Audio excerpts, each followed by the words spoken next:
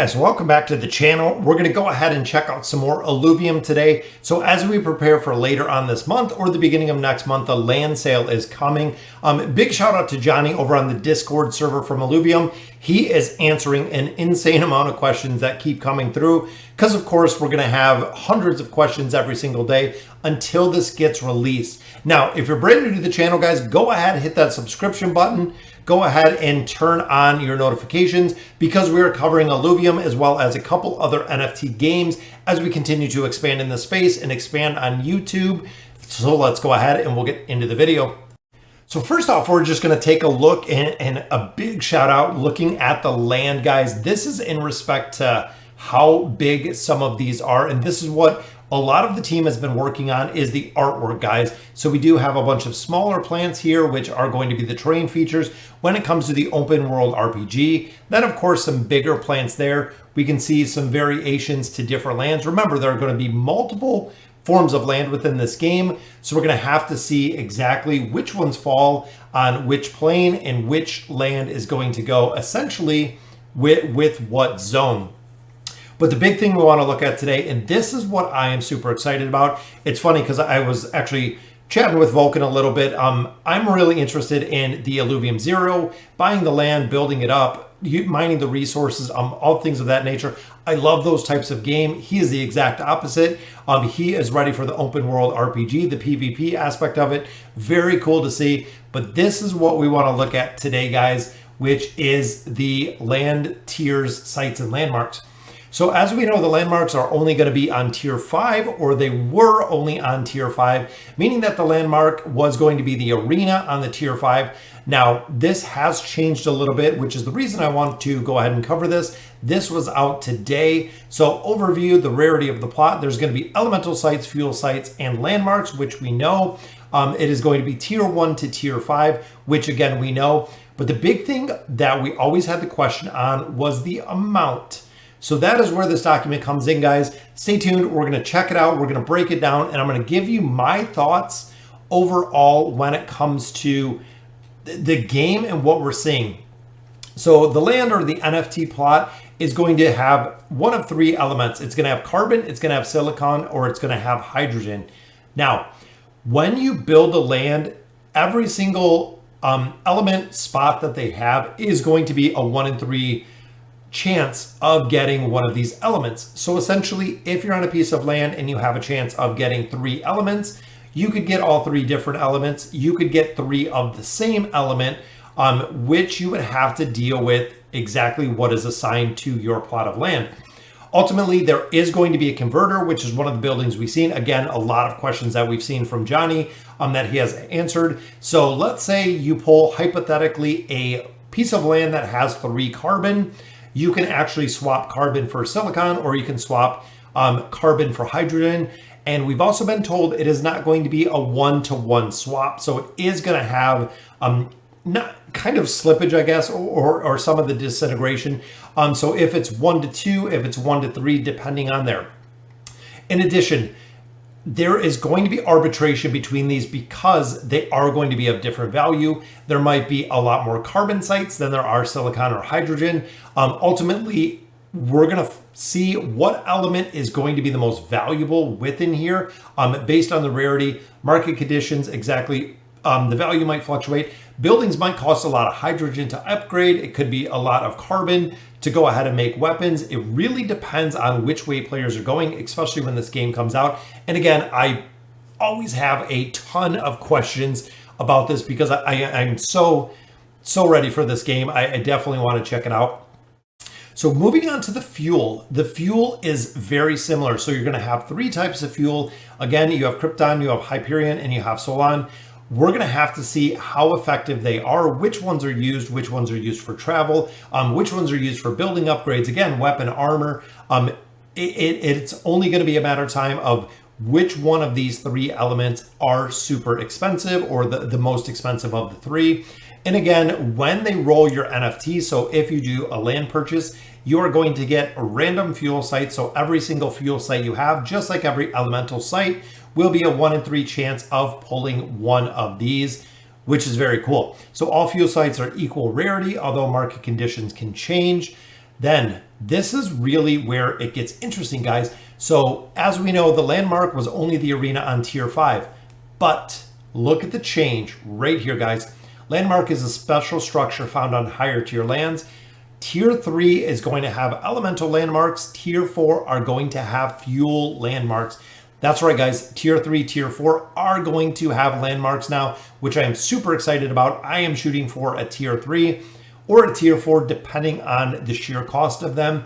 So you can see they are going to have special landmarks here that are going to increase your production, increases Krypton, Hyperion, or Solon production, and reduces loss when converting to another element. So again, if you enter a piece of land or you buy a piece of land, your Tier 4 land has a fuel landmark. The fuel landmark, let's say for instance, is this falling star down here. It'll increase your Solon production and reduces loss when converting to Solon. So essentially, if Solon is the most expensive fuel that is required for a majority of the game, bonus, you have the falling star landmark, you're going to get an increase of production and you're going to reduce losses when you're converting other elements to the Solon, if you're going to sell it, if you're going to harvest it, whatever it may be. Very cool to see these pieces of land are going to have landmarks. Super excited about that, guys. But there's more, and this is really the very cool part. So a plot can have 0 or 1 landmark. It is not possible to have 2 or more landmarks on a single plot. So if there's a plot of land, you are going to get a landmark. But this is what we are waiting for, guys. The big reveal coming up. That is right. The number of sites and landmarks per tier. That is right. So if you're getting a Tier 1, number of elemental sites 3, number of fuel sites was 1. So you're getting fuel, you're getting elements. Remember, right here, Tier 1 has 3 elemental sites. Of those 3 elemental sites, you are going to get 1 of these random. It could be all 3 of them. It could be 3 carbon. It could be 2 for 1. Whatever it may be, Tier 1 land, you are going to get 3 elemental sites, and you'll get 1 of our 3 fuel sites, which is very cool.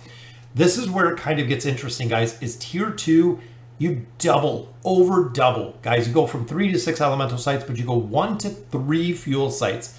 So if you're really looking at the mining aspect or the farming aspect of the land and getting, and this is what we talked about this morning on my Discord server, if you're looking at getting land, what is the return on investment going to be? For instance, let's say I buy a piece of Tier 1 land that cost me $1,000. Let's just say for reference, it is $1,000. So I get 3 elemental sites. I am harvesting carbon and I am harvesting it just to sell.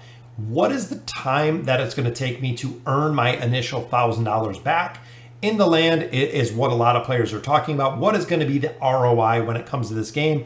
Which again, it's really unseen of what it's going to be because 1, we don't know the fuel costs, and 2, or we don't know the land cost, we don't know the element cost, we don't know the fuel cost, we don't know the cost to upgrade any of these buildings. There are so many variables. Again, so many questions that I have about the land purchase. So there's a ton of stuff. But again, I'm looking for either Tier 3 or Tier 4. We know that fuel is going to be imperative in this game, guys. The fuel is going to be super important because I believe from what I've read, it directly relates to movement within the game. So that is going to make a big difference. Plus the higher tier land, remember, they didn't include it in here, but you can catch higher alluvials with higher tier land. So if you're getting a piece of Tier 3, Tier 4 land, you can catch higher alluvials within there, which is going to be very cool. Plus you are going to get a fuel landmark, but the sheer number of elemental sites and the fuel sites is really what I want to stress here, guys, is when you look, I have 3 in a Tier 1. We have 12 in a Tier 4. So it's going to be interesting to see exactly the cost. Because one of the things that we looked at, again, with that ROI return is it going to be more beneficial to buy 4 Tier 1 lands right off the bat? Or is it going to be more beneficial to buy 1 Tier 4 land? Now, another thing that Johnny expressed in this one is regardless of the land, it's going to be 30 minutes to an hour per day working the land, farming the land, getting the resources. It's what he has said roughly. Again, it is all subject to change. And ultimately, the tier 1 land is going to take the same amount of time that it's going to take a tier 4 land, even though I have, 4 times the elemental sites and I have, 9 times the fuel sites on a tier 4 land. He said it will take the same 30 minutes to an hour, regardless of the land, because of the methodology that it is collected from the resources, things of that nature. So again, I am shooting for tier 3, tier 4 land. Already set aside quite a bit that is in staking, building up those SILV rewards to go ahead and claim them when I need to, depending on when we get closer to this land sale. So again, guys, very cool to see, because if you're looking to farm elementals, you get a landmark for a tier 3, which in my opinion raises the value of the tier 3 and really incentivizes the tier 3.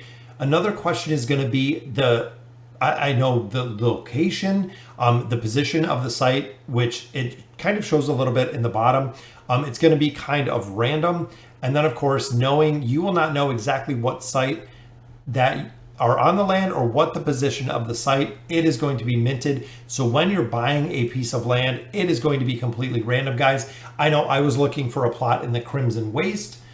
Ultimately, it doesn't seem like I'm gonna know. It's gonna be randomized with the site that you're gonna get. So I could get one in the Crimson Waste, I could get one in all different zones, depending, again, the RNG of how the land is going to come out and what actually comes to this in the future. So I hope I really provided a little bit of insight when it comes to the land and when it comes to the changes that they've done in here. Again, the initial one didn't have any landmarks. It was only on the tier 5s. And now we're seeing how many elemental sites, fuel sites there are going to be per land, which tier 4 I would absolutely love, because I feel like fuel is really going to be the driver when it comes to this game. Remember, Illuvium 0, and a lot of people don't realize this, Illuvium 0 is separate from the main game. So there is it is a little bit separate. It is a different design. It is a different game. So a lot of the screenshots and things that you see of that nature, the walkthrough, the open world PvP,